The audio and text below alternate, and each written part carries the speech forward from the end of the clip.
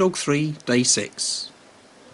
I haven't met any other dogs while out walking for a couple of days. Either his reputation has spread around the village, or I'm just getting better at timing the walks.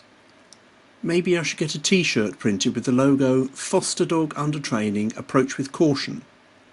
It makes him seem like a slavering, howling monster rather than an unsocialised, worried softie. 6th lesson. The phrases dumb animals and bird brains couldn't be more wrong. I've known this for decades, and it's been reinforced over the last few weeks. 7th lesson.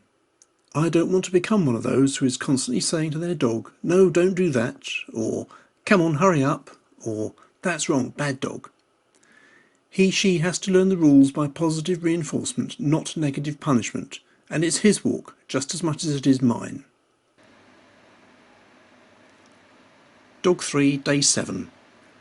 A hectic day today with a walk in a new area for him after having been into town for some more canine supplies. Hot day, so I had to get back to the car where there was plenty of cool water for him. Sometimes I've noticed that if he is at all nervous or uncertain, he'll walk very close to me and not be bold and pulling at the extent of his lead. And I do mean close, such that his head is rubbing against my leg. We got our footsteps out of sync, and I trod on his back left foot. Loud yelp. Dropping everything in the middle of the car park, I bent down to check that I hadn't drawn blood or anything more serious, muttering soft, consoling noises and sincere apologies to him. Nothing to see, so we walked quietly back to the car and the bowl full of water, with me feeling remorseful that I'd just hurt my friend. Later that same day, in the cool evening, we were out for a short walk in the countryside through the local churchyard. In all the time I've walked there, I've seen other people there on at most 2 occasions. It's a delightful village church and a very quiet churchyard. Needless to say, this time 2 yapping Yorkie-type terriers came scuttling round the corner of the church straight at us. As a hound that is wary of other dogs and programmed to chase small furry things that run, he pulled at the lead and barked. I immediately bent down to hold him and protect him from these 2 well-known village nuisances. They, of course, being terriers, weren't going to stop, so they continued to bait and dance around us until their owners appeared, one grabbing one of the yappers, the other trying ineffectually to get the second one. It didn't occur to me that my hound might bite me in the frenzy, but he didn't, bless him. After an age, both the terriers were under control of their owners, so I stood up and said, "Well, that woke us all up," and strolled off, leaving the owners and yappers a confused, embarrassed and seething bundle.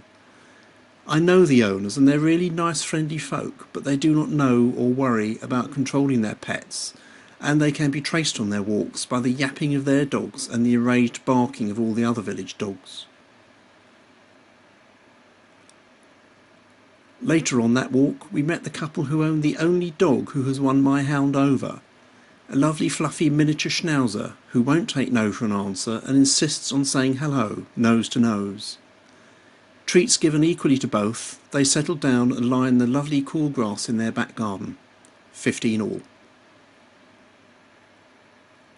8th lesson.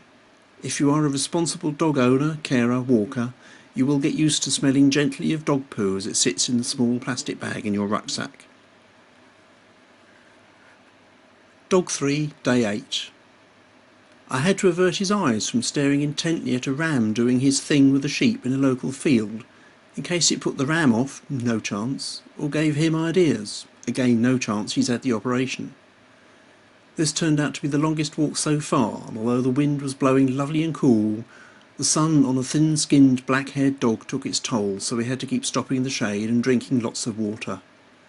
He's perhaps not as fit and young, and able to cope with the heat, as I thought, so short walks early and late, and stay indoors during the heat of the day.